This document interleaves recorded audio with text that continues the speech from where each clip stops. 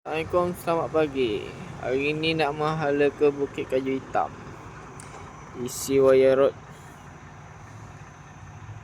Barang tak berat pun dalam permit. Nampak je besar, ringan. Jom aku nak tunjuk cara aku ikat. Tarik kiri dengan kanan for extra safety. Cycle ni lagi satu cycle yang ni masuk dalam lubang cincin dia ni. Tarik kiri kanan, satu depan, satu belakang. Macam ni aku buat macam ni sebabnya rantai ni panjang, terlampau panjang. Orang tak berat pun.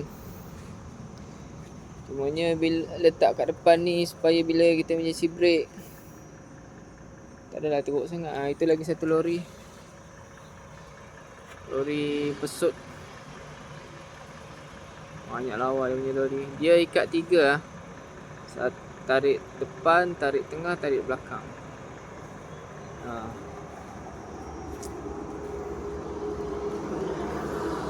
Ni cara aku ikat lah. Ada sebabnya aku ikat kiri kanan.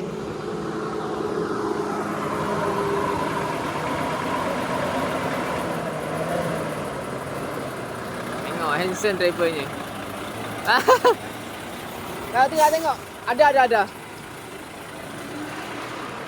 Ni dia ikat belah kanan saja. Dia ikat belah kanan. Aku ikat kiri kanan ni sebabnya aku tahu cara pemanduan aku macam mana kan. Aku tahu.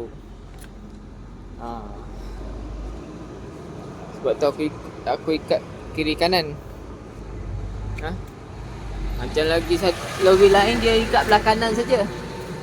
Macam lori biru tadi kan, dia ikat belah kanan saja. Aku ikat belah ni kiri kanan.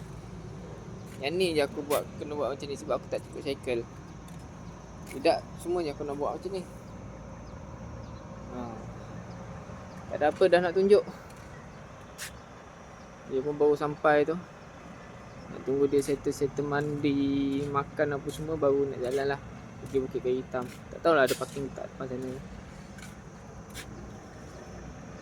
Ini aku ikat ni sebab tangki angin aku bocor.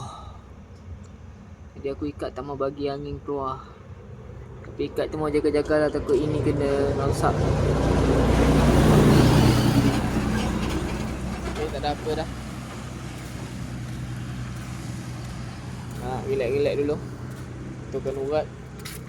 Tak ada apa dah. Tunjuk itu saja.